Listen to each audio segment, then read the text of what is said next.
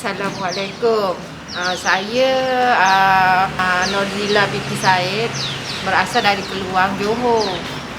Saya pesakit kanser tahap 2. Doktor sahkan saya mengidap kanser payudara tahap 2. Masa tu pada tahun 2016 lah. Saya terasa macam bila saya dah pergi hospital, doktor dah sahkan yang saya ni memang ada kanser.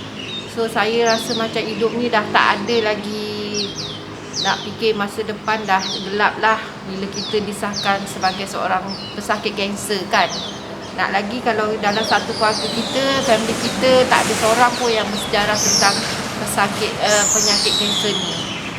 Saya cuba cari sebelum pergi ke hospital tu, sebelum buat rawatan yang selanjutnya ke hospital tu, saya cuba untuk cari-cari ubat yang berasaskan herba lah. Macam banyak ada di pasaran sekarang kan yang tentang kanser, boleh menyembuhkan kanser.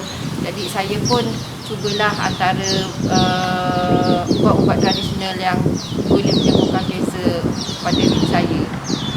Saya masa tu sangatlah rasa down sangat, tak tahu nak cakap apa. Anak masa tu kecil-kecil lagi, fikirkan masa depan anak-anak dan sangatlah sedih kan. Saya sebelum buat rawatan yang selanjutnya ke hospital tu, saya cuba herba-herba. Misal kata saya cuba ambil herba rerama, lama saya cuba minum jenis rama, tapi saya rasa benda tu macam ambil pun sama je. Saya putus asa jugalah kan. Saya cuba lagi ambil rawatan ubat-ubat lain macam keladi tikus, biji aprikot. Semua saya buat rawatan untuk nak pulihkan diri saya daripada kanser kan, demi anak-anak dan masa depan saya. Lepas tu entah macam mana satu hari tu saya terbaca dalam blog Encik Zuhairi, Encik Zuhairi mengatakan ada ubat herba yang boleh menyembuhkan kanser, dan saya cubalah, saya kontak dia, saya cuba untuk beli ubat dia. Dan saya bila Cik Zuhairi cakap kita mesti kena buat rawatan ni setanding dengan rawatan hospital juga. Bermakna jika kita makan ubat herba ni, kita mesti buat rawatan hospital juga. Tak boleh nak ditepikan rawatan hospital ni. Sejak tu saya terus cubalah minum, dan doktor pun sahkan saya tarikh rawatan saya daripada hari ke hari. Saya kena buat kemo. Saya kena kemo daripada kemo 1 sampai 6. Dalam masa kemo tu saya pun masih menggunakan herba Encik Zuhairi. Saya minum pertama kali jus Zuhairi tu masa saya buat kemo tu lah. Bila saya minum tu, doktor pun bercakap dengan saya, memang ketulan saya tu agak besar. Jadi nak buat operation tu, tunggu benda ketulan tu biar dia kecut dan baru boleh buat operation. Saya rasa macam down lah juga kan. Bila ketulan tu besar, kita tak boleh buat operation cepat. Jadi Encik Zuhairi sarankan saya minum jus yang dia sarankan pada saya. Saya minum jus tu, alhamdulillah dalam sebulan tu saya buat check up lagi. Doktor tengok balik ketulan tu yang besar dulu tu dah agak kecil. Dari situ doktor cakap kita boleh buat rawatan, kita boleh teruskan buat rawatan operation. Saya pun ikutlah apa yang disarankan doktor. Ketulan tu sebelum saya buat operation tu, ketulan tu dah pecah. Lepas tu bila dah pecah, jadi kita operation kita tak boleh buat. Kita kena tunggu dia betul-betul kecut, kering, dan normal lah macam biasa kan, walaupun dia dah pecah tapi dia kering. Dalam masa tu saya minum ubat Cik Zuhairi herba. Doktor sampai tanya saya, macam mana ni boleh cepat luka ni boleh kering kan. Dalam sebulan saya jumpa, saya tengok luka ni dah kering. dah cantik, dah baik, dah elok kan. Saya tak cakap lah dengan doktor yang saya minum herba daripada Cik Zuhairi ni. So saya cakap dengan doktor, saya amalkan minum, makan-makan buah-buahan, makan-makan benda-benda yang bervitamin lah kan. Tapi saya dah mula nampak dah elok muka saya tu, doktor pun sarankan saya buat operation. Dan saya buat operation. Selepas saya buat operation, dah buang seluruh kawasan payudara saya tu, dah buang semua. Saya dimasukkan ke ward hospital untuk jalani kemo selama 6 kali kemo. Dalam masa kemo tu, saya pun amalkan jus Cik Zuhairi, jus Infinity yang mula-mula dulu. Walaupun saya tak ambil banyak, dengan keadaan diri saya yang sebagai seorang suri rumah yang tak ada pendapatan, saya hanya mampu sebulan hanya minum 1 botol saja. Dan selain tu, saya amalkan makanan-makanan yang sihat seperti saya amalkan bawang putih, saya minumnya air durian Belanda. Apa yang Cik Zuhairi syorkan pada saya, buat-buat benda macam tu semua saya cuba. Sebabkan saya ni tak berapa ada sangat duit kan, maklumlah suri rumah. So saya dalam masa kemo tu, kemo sampai ke 6 kemo tu, so saya dah nampak sihat. Doktor pun macam tengok saya antara pesakit-pesakit kanser yang saing dengan saya masuk ward, saya lah pesakit yang paling teruk sekali. Kebetulan saya tu sebelum saya datang ke hospital buat rawatan selanjutnya, kebetulan saya tu dah pecah keluar darah apa semua. So saya rasa macam hidup ni dah tak tahulah nak cakap apa kan. Itulah yang saya terbaca blog Zuhairi, saya terus hubungi dia, bagi tahu, dan Cik Zuhairi suruh saya buat rawatan juga dengan hospital. Samping kita minum jus ni, kita buat rawatan juga dekat hospital. Itulah, kalau saya tak buat rawatan dekat hospital dan minum jus Cik Zuhairi, tak mungkin saya hidup sampai sekarang. Sebab saya terasa macam diri saya ni dah tak ada semangat. Ketulan tu kalau besarnya tu agak macam lesung batu, besar sangat. Semua misi-misi yang buat dressing pada saya hari-hari semua macam terkejut lah kan, tengok dressing yang tengok luka yang besar. Dari hari ke hari saya buat dressing, lama-lama dia nampak cantik, kering, bersih. Sampai misi pun tanya, macam mana boleh cantik, luka, bersih kan. Lepas tu saya pun cakap lah, saya amalkan minum ubat-ubat, makan jus-jus buah-buahan kan. Tapi saya tak ceritalah dengan dia apa ubat yang kita minum. Cuma kita minum herba. Kita minum herba kan, kita untuk gabungkan hospital dengan ubat tradisional. Alhamdulillah, luka saya yang besar tadi tu akhirnya tertutup. Dan doktor pun puji saya. Tak sangka kan pesakit yang macam saya ni boleh sembuh dan boleh luka tu boleh okey balik. Dan saya sebelum ni dah habis kemo, dah radioterapi sebanyak 15 kali. Dalam radioterapi tu pun saya minum jus juga. Jus masa tu namanya jus Infinity lah. Sebulan saya ambil paling pun 2 botol atau sebotol saja, ikut kemampuan saya. Saya sebagai seorang suri rumah, saya tak banyak bajet untuk beli ubat-ubat macam tu.